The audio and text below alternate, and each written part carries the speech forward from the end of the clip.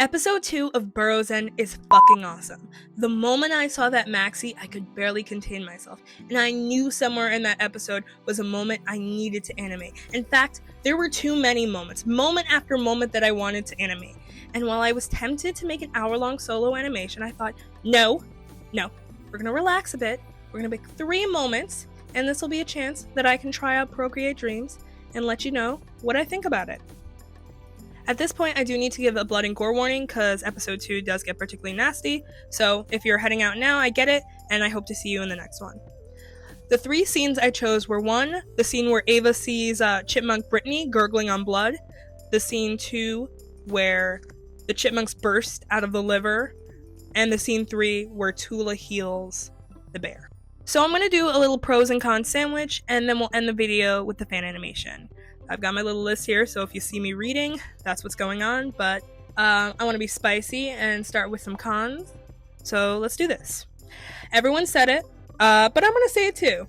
The move tool sucks. There's no freehand selection, and you're moving everything or you're moving nothing.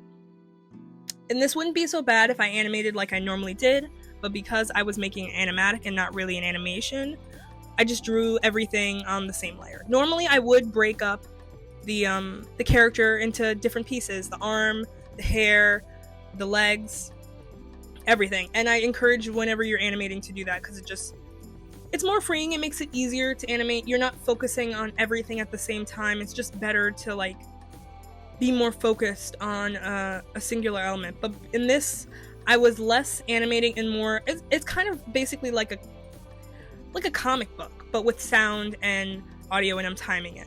So I'm trying to create one image that represents a scene, or a series of images that represents a scene. So it wasn't really the same thing, and it was just annoying to have to erase something when it's like, okay, I have this piece of this drawing that I really like. This nose looks really great, but I can't just select the nose, just draw a little circle around the nose and move it up. No, I have to erase it and redraw it, because I'll have to move everything else I already drew. I hope I'm explaining this well. The footage on the screen at the same time should explain it better than I'm doing right now, hopefully. I also couldn't figure out the rotations tool, but I do think this was just a me thing.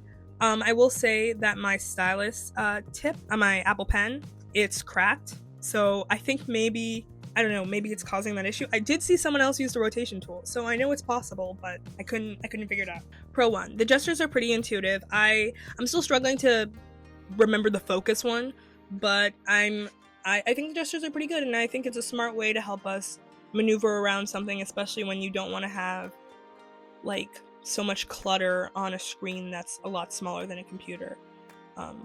So I think it's pretty smart. I've gotten used to a lot more of the gestures, the pinching and the moving your fingers out like this. Wait, the pinching and the moving out to like zoom in and zoom out, and the whoosh to shrink and grow with 3 fingers. It's good. I like it. Con 2, I kept accidentally selecting colors with the side of my hand, so I'd be like drawing with one color, but my hand would be leaning on the iPad, and it would cause it to select like the white, and then I'd start like drawing, but it looks like I'm erasing, and now I have to undo, and the undo is also not, it's not their fault.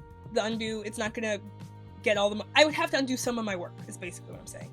And again, this might be a me thing, because I do not, I don't hold my stylus properly. I lean my hand against the iPad while I draw. So again, this could be a me thing. It could be like, I just gotta get better at doing that. So I understand that. And also I will say, the color selecting tool is also kind of a pro for me, because I actually don't like the color selecting tool in Procreate. I like the app in general, but I just don't like that because a lot of times if I'm holding the little square button and then trying to pick a color, instead of like selecting a color, I'll just end up tapping the color I currently have a bunch of times, and that's annoying. Pro 2, using the clipping mask in this program is really easy. Actually, I thought about it in comparison to Toon Boom. To my knowledge, you can't stack clipping masks in Toon Boom, but you can in Procreate, which, one sec, I'm sick.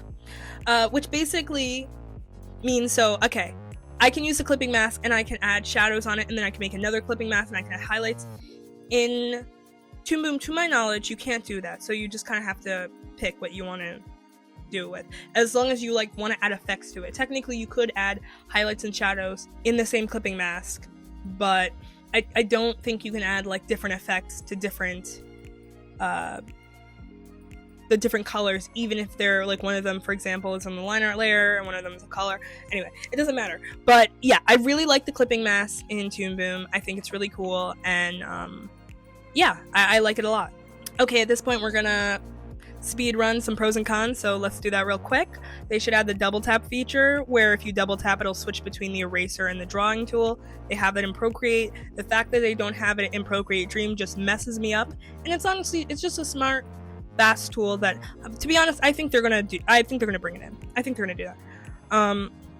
I love the different brush options. It's, you know, basically Photoshop but animated. Very similar to TV Paint. I haven't used TV Paint in a while, so I don't really remember, but I know they have a lot of brush options. So I think it's really great. Whenever Photoshop asks me to review, I always say, give us brushes in Animate CC. Yeah, so I think it's really awesome. I love that.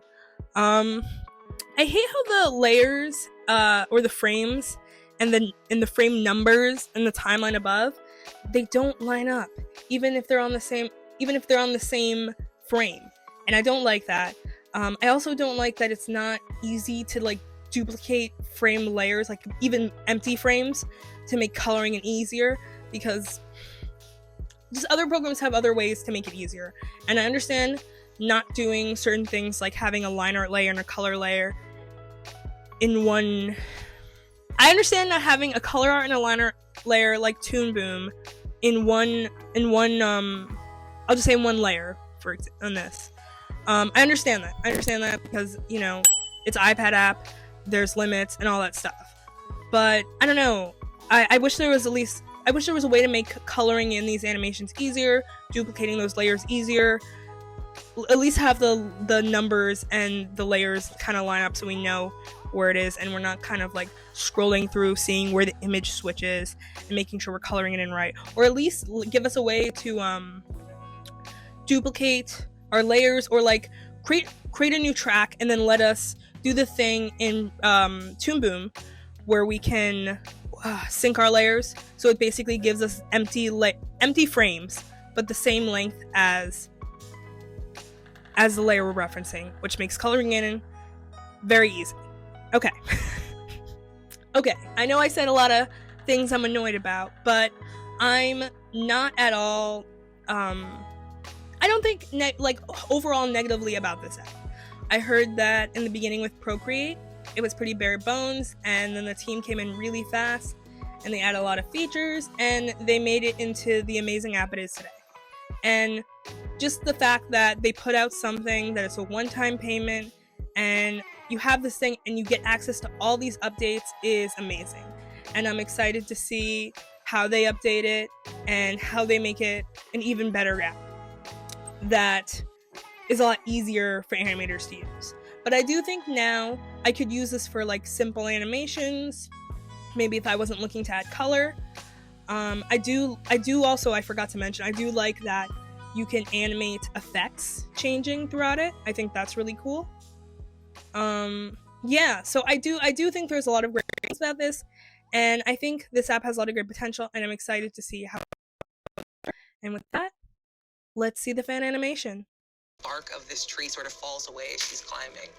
I'll allow you to grab her so she does not fall and take damage, but you are going to be in the line of sight as the bear moves into view.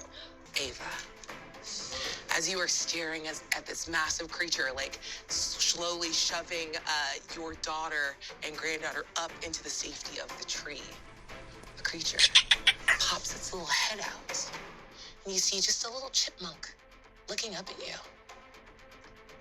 And as you make eye contact, it gives just a little smile, and burbles of blood sort of shoot from its cheeks. It was storing it for later, dripping down its front.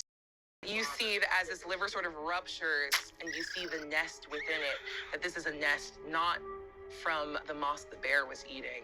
in better times, but the nest that the chipmunks that are parasites inside this bear have built. And you see her hands go entirely to blue as she puts them deep into the tissue of this heart and releases something that causes a surge of blue to move all the way through, a pulse through this entire body. As she releases this energy into the heart, her eyes go blue. And then sort of her arms are covering it, but you see as though it was like a light under a blanket or behind, like under a lampshade, a flash of blue where her heart is.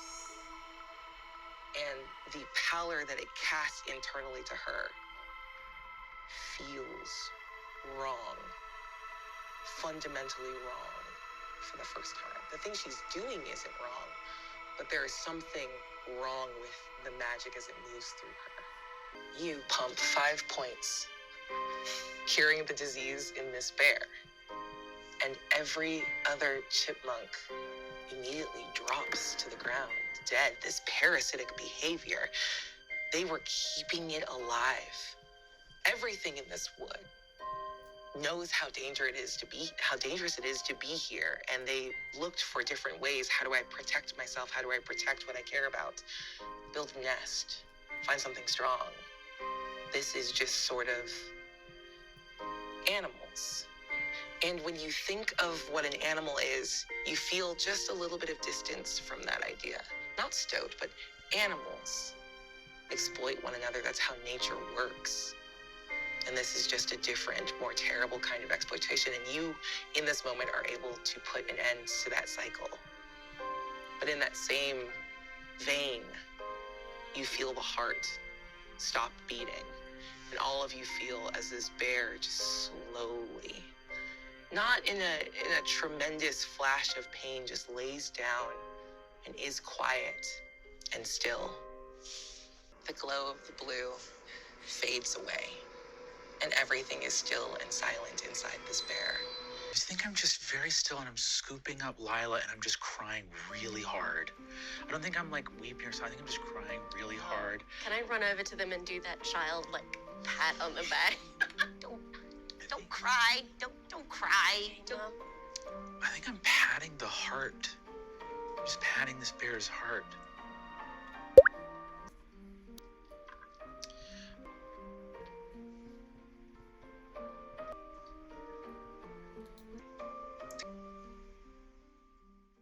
If you like harrowing tales featuring cute animals, you should check out my horror short Eloise, starring a sheep woman with a complex past seeking solace with a cat family and a farm. But before you go, make sure to like, subscribe, hit the bell for more videos like this.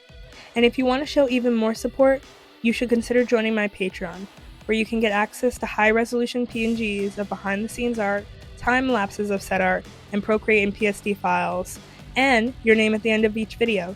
Speaking of, thank you to my salty and spectral patron. You help make these videos possible and bring a smile to my undead face. I'll see you all next time. Bye!